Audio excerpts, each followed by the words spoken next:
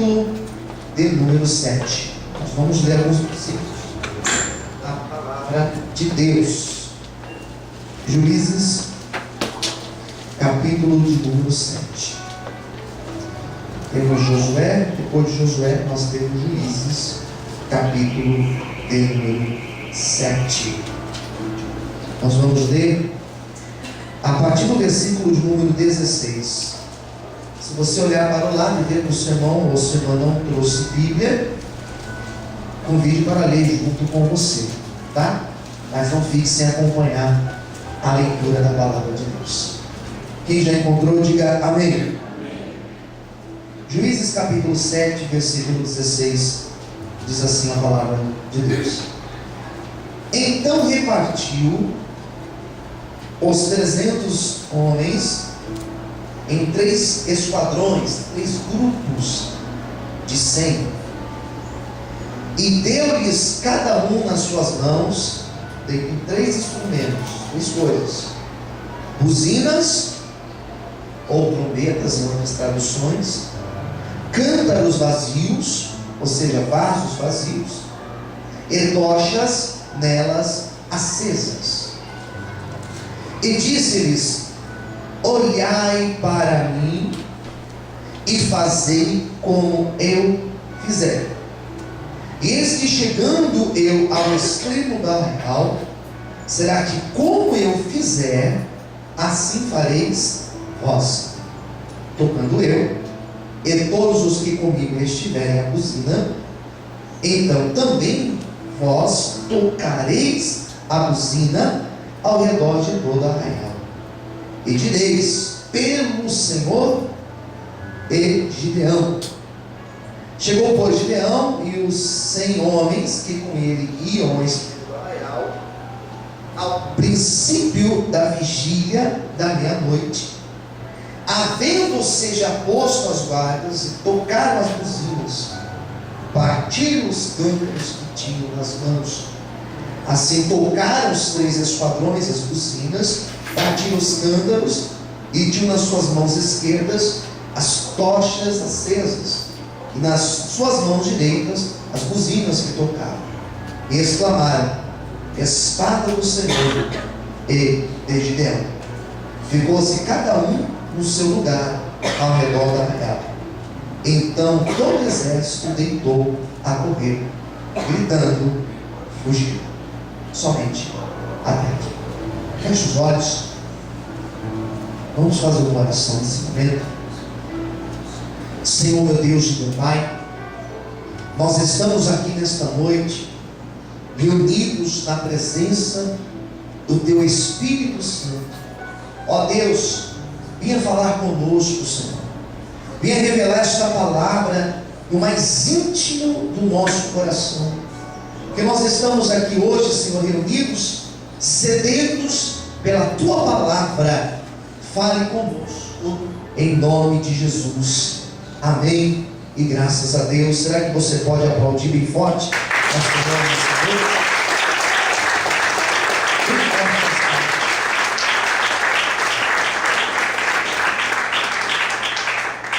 Esta é a 4ª mensagem que eu estou pregando em Juízes capítulo 6 e Juízes capítulo 7. O assunto é o mesmo, é a história de um grande homem chamado Gideão. A história é a mesma nos 2 capítulos. E esse Gideão, ele foi o juiz de Israel numa época em que Israel estava por 7 anos tendo sérios problemas nas suas plantações, problemas de abastecimento dos alimentos. Nós estamos tendo uma crise, falta de água, e não só isso. Agora, algumas estradas estão fechadas por causa de protestos de caminhoneiros. Não sei como que ficou hoje, né? Mas pelo menos esses dias aí, essa semana, as estradas estavam fechadas e muitos caminhões parados com as suas mercadorias estragando. Muitos alimentos se perderam. E o que acontece? acontece que começa a ter crise, começa a ter falta de alimento no mercado. Então as pessoas que estavam acostumadas a pagar R$3 um quilo de determinada coisa, com a falta do alimento, o pouco que tem, a escassez, vai fazer o quê? Os preços subirem. Então ao invés de 3, vai pagar 6, às vezes até mais do que isso. Só Deus para ter misericórdia. Esta época aqui foram 7 anos que tudo que eles plantavam na hora da colheita, os midianitas roubavam. E eu falei sobre esse assunto nas outras quintas. Por que eles estavam sofrendo assim? Porque eles estavam em rebeldia contra Deus. Porque era um povo que não buscava o Senhor, era um povo que não dava crédito a Deus. Então Deus permitiu uma luta, Deus permitiu a escassez. Quem está entendendo? Diga amém. Então esse povo resolve clamar. E no momento que eles clamam, diz a Bíblia que surge na história o tal Gideão, que foi alguém que Deus olhou para ele e viu que ele era diferente, cabeça diferente, forma de agir diferente, era inconformado com a situação. Esse Gideão, Deus percebeu que ele poderia ser o instrumento na presença dele para fazer a grande obra de mudança, libertação do povo de Israel. E Deus, quando começa a falar com Gideão, percebe na história que quando Deus começa a falar com ele, nem o próprio Gideão acreditava que ele era o escolhido de Deus.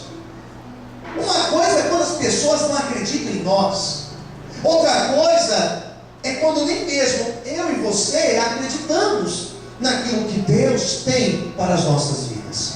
Não sei como você entrou aqui, não sei como que você se vê, eu não sei o que você pensa ao seu respeito, não sei. Talvez você tenha uma imagem péssima ao seu respeito, talvez você se ache incapaz, talvez você se ache alguém fracassado, porque nada tem dado certo na tua vida. Talvez você se sente mal de estar vivendo uma situação difícil, mas eu quero hoje dizer para você que você é um escolhido, é uma escolhida de Deus. Eu não sei o seu nome, não sei a tua idade, não sei o teu endereço, eu sei pouco a respeito da tua vida, mas uma coisa eu sei: eu e você somos escolhidos de Deus. E mais, eu e você temos uma marca na nossa vida, e essa marca é a presença do Senhor, amém? E essa marca faz diferença. Quem acredita nisso, glorifique e aplauda o nome de Deus nessa noite.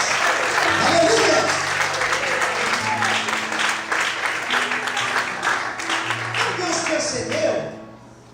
Deus percebeu que Deus precisava primeiro falar com Gideão. Quem entendeu? Diga amém. Deus falou assim: vou trabalhar aqui, deixa eu preparar ele. E Deus prepara Gideão. Vamos falar isso para o nosso irmão do lado? Fala assim para ele: Deus está preparando para uma grande obra que Ele fará através da tua vida. Quem entendeu? Diga amém. Então Deus começa a preparar Gideão. Deus começa a falar com ele. E Deus começa a fazer Gideão entender que, apesar dele ser limitado, o Deus que estava falando com ele era um Deus com poder ilimitado. Quem entendeu? Diga amém. Nós temos limites. Até aqui nós podemos fazer. Daqui para lá é somente Deus. E Deus deixou isso claro para Gideão: eu serei contigo. Você vai conseguir? Que eu serei contigo. Quem entendeu? Diga amém. E Gideão começou a ser convencido por isso, porque Deus começa a dar sinais para ele. É lindo esse texto.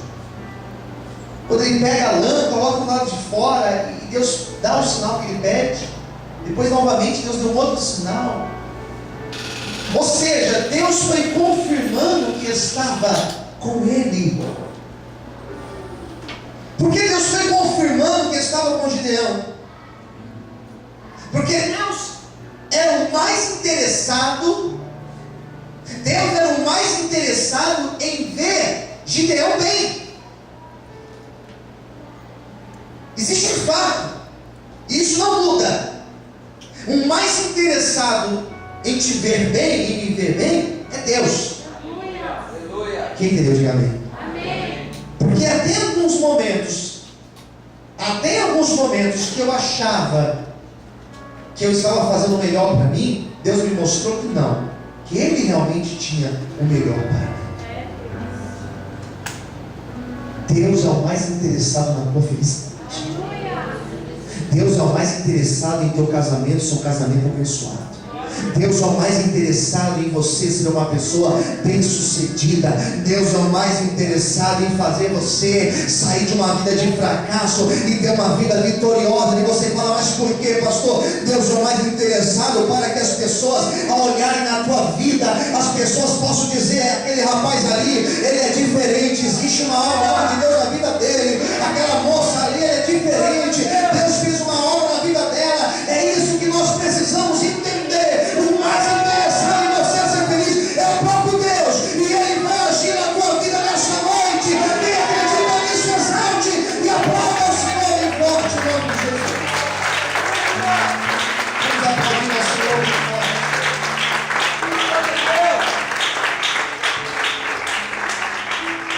Acontece uma outra coisa.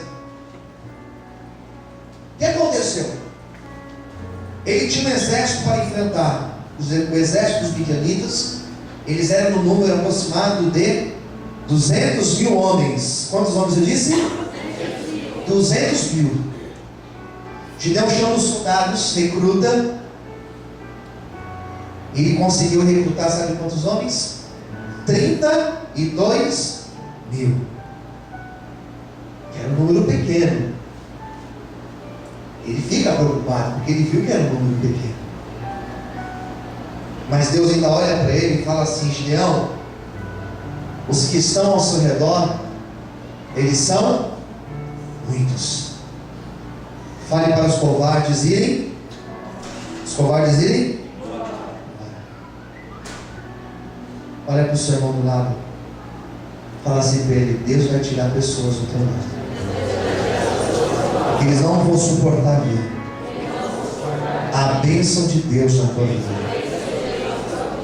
Não, são muitos. 32 mil? Não. Mande os covardes ir embora. Gideão então sobe e fala assim, gente, Deus me deu uma revelação. Nós não iremos nesse número todo aqui. Deus está dizendo que os tímidos, que os covardes devem pegar as coisas e ir embora. Que vocês não vão conquistar juntamente conosco. Quem aqui é tímido, quem aqui é covarde, vai, pega as coisas, pode ir embora. Porque para servir a Deus, não pode ser covarde. Quem entendeu, diga amém. Para servir a Deus, vou usar uma expressão grosseira, não pode ser frouxo. Para servir a Deus, tem que crer.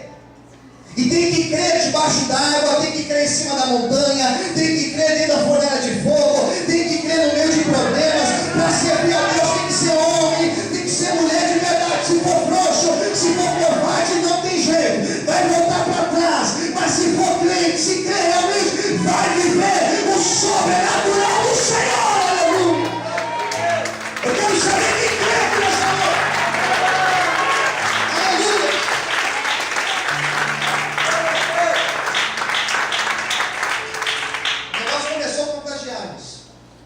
Diz a Bíblia que de um em um, 22 mil homens foram embora. Quem entendeu, diga amém. 22 mil covardes. Eu acho que nem Gideão sabia que tinha tantos covardes ali. Ficaram apenas 10 mil para enfrentar 200 mil. E Deus ainda fala que eram muitos. E dos 10 mil, Deus selecionou. Sabe o que é selecionar? Sabe o que é selecionar? É escolher. Selecionar é que o técnico da seleção brasileira faz. na época de jogos. No meio de tantos jogadores brasileiros, ele tem que selecionar um grupo que vai disputar aquela partida. Quem entendeu, diga amém. Seleciona só os melhores. E dos selecionados, diz a Bíblia que estavam apenas 300 homens. Fala assim para o seu irmão do lado: você faz parte desse grupo. Não, fala com fé, por favor, me ajuda aí. Fala assim: ó, você faz parte desse grupo. Fala assim: você está na lista dos selecionados. Tem coisa melhor do que você receber um e-mail dizendo que você foi aprovado na entrevista? Tem coisa melhor do que você chegar na faculdade e ver que seu nome está lá na lista dos aprovados? Tem coisa melhor do que você saber que no meio de tantos você foi o escolhido?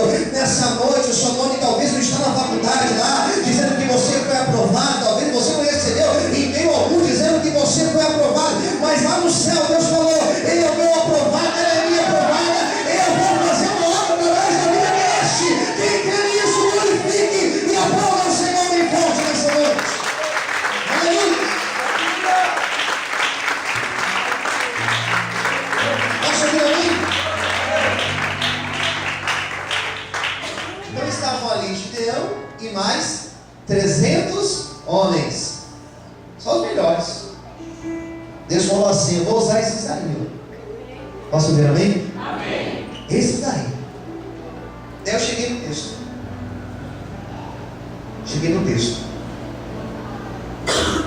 Diz o texto que Gideão, ele recebe essa chamada de Deus. E a primeira coisa, Deus começou a dar estratégias para ele. Deus começou a dar inteligência para Gideão. Estratégia. Quem entendeu, diga amém. Tem coisas na nossa vida que a gente vai conseguir resolver com as estratégias que Deus começará a te dar. E algumas estratégias, elas serão bem fora do convencional. Sabe aquele negócio de um estralo que dá? Uma ideia que surge? De repente vê um negócio e você vai lá e faz, e outra, dá certo. Isso vai acontecer. Quem crê nisso? Amém. Vai lá e fala com fulano. Mas com fulano? Vai lá. E você vai falar e o negócio vai acontecer. Faz assim. A partir de hoje você vai fazer assim com o teu marido. Assim, Senhor? Você vai fazer assim. E você vai ver que as coisas vão começar a mudar na tua casa. A partir de hoje você vai começar a ter essa atitude no seu local de trabalho. As pessoas vão começar a te olhar diferente. Trabalha por conta, Deus vai começar a te dar uma estratégia nova. Nunca estudou marketing, mas Deus vai te dar uma estratégia. E através dessa estratégia coisas grandes vão acontecer. Deus está falando com pessoas aqui nessa noite. Levanta sua mão, seja esperto, meu irmão. Levanta sua mão para o céu. Isso é uma profecia. As duas mãos para o céu bem alto assim. Deus nessa noite, Ele vai começar a te dar estratégias novas. E o nome dele vai começar a ser glorificado na tua vida. Porque grandes coisas vão acontecer. Diz o Senhor para ti quem crê. Aplaude e exalte o nome dele. Quem pode estar mais? Amém? Daí Deus falou assim para Gideão: Gideão, faça 3 grupos. 3 grupos de 100 homens. Divide aí, grupos de 100. Gideão então começa a selecionar. Olha, vocês aqui, 1, 2, 3, 4, 50, 60, 80, 90, 98, 99, 100. Pronto, vocês vêm para cá. Vocês 100, do lado de cá. Vocês 100 aqui, comigo. 3 grupos. Qual foi a outra estratégia que Deus deu para eles? Que eles deveriam ficar unidos. Posso ver amém? Amém. Fiquem unidos, né? Vocês não vão ficar dispersos. São 3 grupos, mas 3 grupos bem unidos. Eu começo a entender, irmãos, que a bênção, ela vem quando nós estamos em unidade. Ninguém é autônomo. Posso ver amém? Na minha casa eu tenho que ter unidade na minha casa. Eu, minha esposa, os filhos, a gente tem que estar aqui. Mesmo propósito. Eu sou um cristão autônomo. Não existe isso. Faço parte da igreja. Faço parte de um corpo. Faço parte do corpo, eu participo da ceia. Eu estou em unidade com a minha igreja. Então você está unido. Tem que estar unidos. Então vocês vão ficar aqui, 3 grupos unidos, bem juntos. Vou colocar 3 armas nas mãos de vocês. Quais foram as armas? Uma trombeta na mão de cada um, que era um chifre de carneiro, um cântaro vazio, um vaso de barro vazio, e uma tocha de fogo no altar. E a tocha acesa. Posso ver amém? Amém. As 3 armas: trombeta, cântaro vazio e tocha acesa. Vamos lá? Repetindo? Trombeta, cântaro vazio e tocha acesa. Mais uma. Trombeta, cântaro vazio e tocha acesa. Cada uma tem um significado. Cada uma significa um algo aqui. E nós vamos falar sobre isso hoje. Primeira coisa: todo soldado de Gideão tinha uma trombeta na mão. Trombeta não é instrumento de guerra. Trombeta não é um instrumento que a tropa de choque usa. Trombeta não é instrumento que a rota usa. Trombeta não é um instrumento que o BOP usa lá no Rio de Janeiro. Trombeta não é instrumento que nenhuma força armada no mundo utiliza. Ninguém vai para a guerra com uma trombeta na mão, porque trombeta não é instrumento de guerra. Trombeta é um instrumento de música. Trombeta não é uma arma de você lutar contra o inimigo. Mas o louvor, sim, o louvor é uma arma de guerra. Com o louvor eu adoro a Deus. Com o louvor eu exalto ao Senhor. E com o meu louvor também eu confundo os meus adversários. Com o meu louvor também eu exalto o nome de Deus. E quando eu exalto o nome de Deus, os meus adversários são abatidos. Deixa eu falar uma revelação de Deus para você nessa noite. Enquanto você estava aqui louvando, enquanto você estava de mãos erguidas adorando a Deus, um monte de situações na tua vida começaram a ser transformadas. Tem algo mais aqui de Deus para você. Enquanto Paulo e Silas louvavam a Deus, diz a Bíblia que um terremoto aconteceu e as prisões foram abertas e todos foram soltos. Sabe que Deus ministrou no coração que enquanto nós estamos aqui louvando, algumas prisões estão sendo abertas. Enquanto nós estamos aqui louvando, tem pessoa na tua casa que está sendo liberta. Enquanto você está louvando, enquanto você está exaltando a Deus, tem uma porta sendo aberta na tua vida. E não é uma porta pequena, é uma porta grande. Você sabe a Bíblia, a tua Bíblia, que Deus não resiste a um adorador. Enquanto você adora, o céu abre e a resposta vem. Por isso não murmure, por isso não reclame, simplesmente adore. Se tentarem te parar, não pare. Se tentarem tampar tua boca, não pare. Continue louvando, porque a tua vitória chegará. Diz o Senhor para você nessa noite. Vamos podem aplaudir. Vamos podem aplaudir ao Senhor. Será que você pode louvar a Deus por um minuto de relógio aplaudindo? Dizendo: Senhor, toda honra e toda glória seja dada a ti. Onde estão os adoradores aqui nessa noite? Deus não está em procura de homens inteligentes. Deus não está em procura de homens formados. Deus está à procura de verdadeiros adoradores que adoram em espírito e em verdade. Onde estão os adoradores aqui? Aleluia. Fala para o seu irmão do lado: é hora de adorar a Deus. E adorar a Deus tem que ser no meio da guerra, irmãos. Posso ouvir amém? Eles iam para uma guerra. Eles iam adorar a Deus no meio da guerra, no meio das minhas lutas. É nesse momento que Deus quer ouvir o nosso louvor. O louvor mais sincero, irmãos. Eu sei que o meu Redentor está vivo. Toda glória seja dada a Ele. Estou com problemas. A enfermidade bateu na minha porta. Estou desempregado, mas eu não vou soltar Deus, porque Ele está vivo. O meu louvor é somente para Ele. Teve uma vez eu fiz um pacto com Deus. Eu já andei em algumas religiões antes de eu me converter a Cristo, apesar de muito novo. Eu passei por alguns lugares junto com a minha mãe, meu irmão.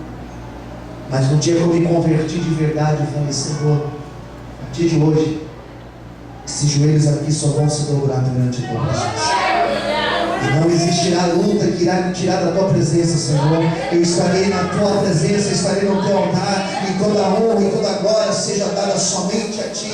Nessa noite, adore a Deus apesar das tuas dificuldades, e você tenha certeza que o melhor do Senhor virá sobre ti. Amém? Será que você pode aplaudir e exaltar a Deus? Mais alegria para o Senhor.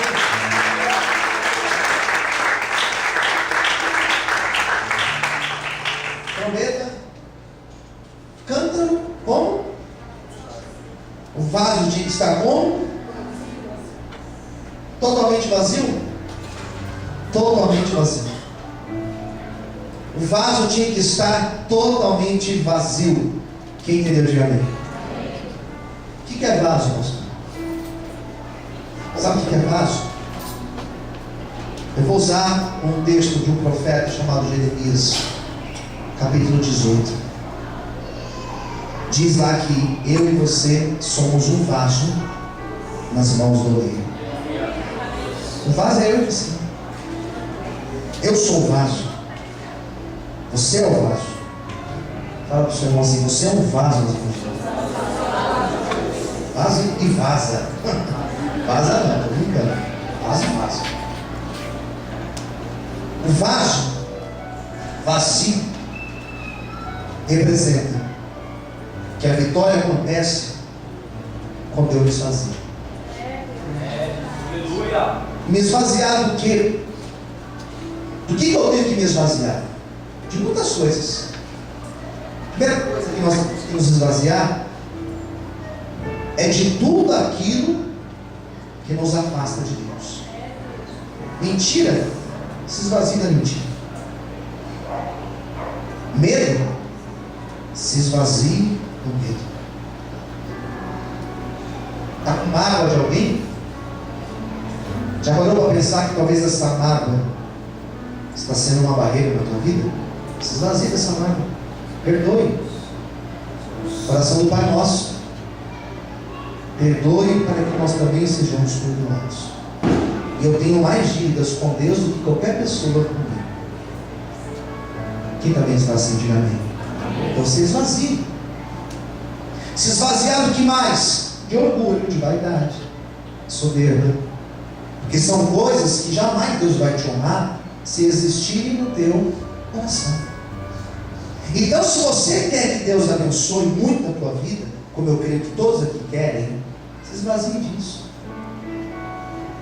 Se esvazie de tudo que não agrada a Deus, para que quando você tiver um vaso vazio, totalmente limpo, a presença de Deus possa ser derramada sobre a tua vida. Quanto mais eu me esvazio, mais eu me encho de Deus. Terceiro lugar, já preciso encerrar a pregação. Além de um cântaro vazio, ou melhor, o cântaro vazio, antes que eu fale da costa, o cântaro vazio, na hora que eles clamaram a Deus, o que eles tinham que fazer com esse vaso? Não sei se você reparou na leitura. Eles tinham o quê? Tinham o quê? Quebrar o vaso. Eu não vou quebrar esse vaso aqui para simular, porque não tem graça. Mas quebrar o vaso é você pegar e jogar ele. Quando você joga um vaso, o que acontece com os pedaços? Eles vão se espalhar. E a Bíblia fala que quando Deus quebra um vaso, Ele quebra, Ele não sai remendando. Mas Deus, Ele faz um vaso novo. Posso profetizar algo de Deus aqui na tua vida, não? Muito especial. Levante-se a tua mão para o céu. Eu profetizo que Deus te fará um vaso novo na presença dEle, um vaso que vai exaltar e vai glorificar o nome do Senhor. Nós seremos tão diferentes a partir de hoje, que nós iremos confundir muitas pessoas, porque o Senhor te quebra e te faz um vaso novo. Amém? Quem pode aplaudir e exaltar a Deus por isso? Aleluia!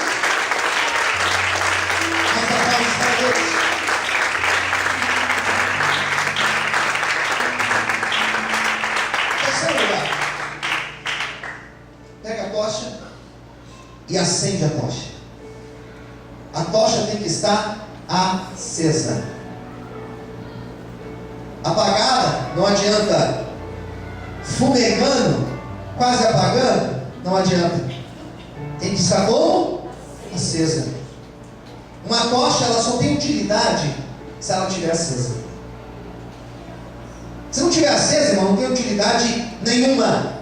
Porque a tocha é para clarear, para esquentar o ambiente. A tocha, ela pode apagar se o vento soprar muito forte. Quem entendeu? Diga amém. Às vezes nós ficamos apagados porque o vento na nossa vida soprou muito forte. Daí apaga. Uma tocha pode apagar se eu não colocar querosene nela, daí ela apaga. Apagou, porque não teve combustível. Eu posso apagar se eu deixar de buscar o combustível. Se eu deixo de buscar Deus, eu começo a apagar. Quem concorda, diga amém. Começa a caminhar para trás, se afasta. E a tocha apaga se eu simplesmente resolver apagar. E se eu resolver apagar, Deus vai respeitar a minha decisão. Nessa noite, se o vento soprou e apagou, se está faltando combustível, ou se por acaso você mesmo apagou, eu quero hoje profetizar que a tocha vai acender.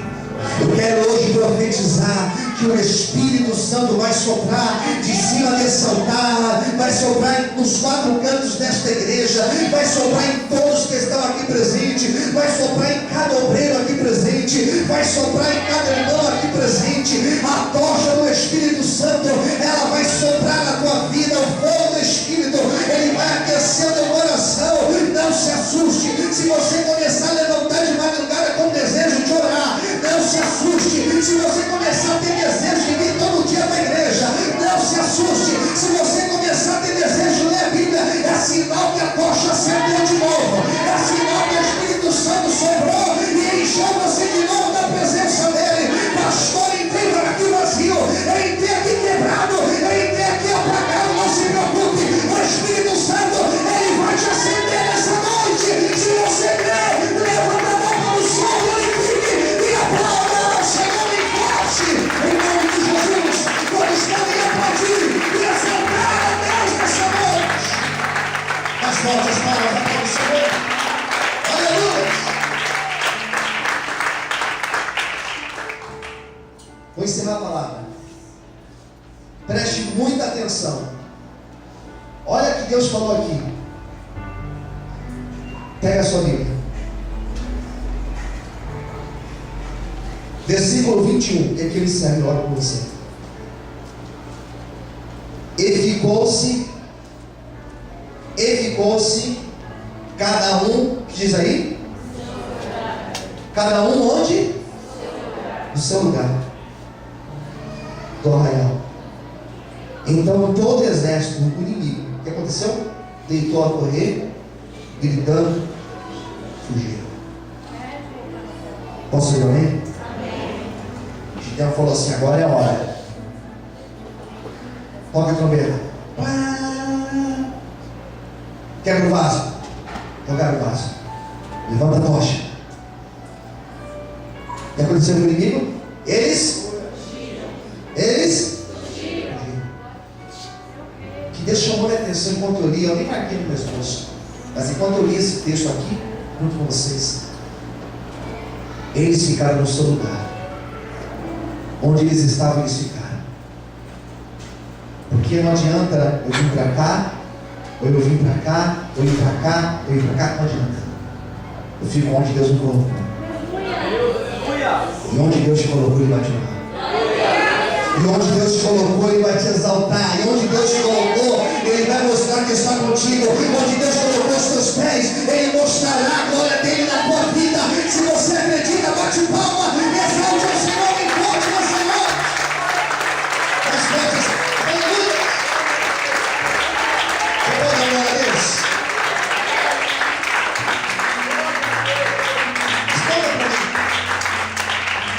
Responda para mim. Eles tiveram que lutar? Eles tiveram que pegar a espada? Quem lutou por eles? Eu encerro a pregação dizendo: Deus vai lutar por você. Declara isso para a pessoa de quem estiver ao teu lado direito ou esquerdo. Fala assim: olha, Deus vai lutar por você. Diga assim: a vitória é certa em nome de Jesus. Você pode dizer para outra pessoa agora: diga, Deus vai lutar por você. E a tua vitória é certa em nome de Jesus. Poucos podem aplaudir e glorificar o Senhor. Que Deus abençoe. Que Deus abençoe. Que Deus abençoe. Irmão, que Deus abençoe. Que nós possamos ter agora a vida da nossa vida. Seja abençoado em nome de Jesus. Vamos orar.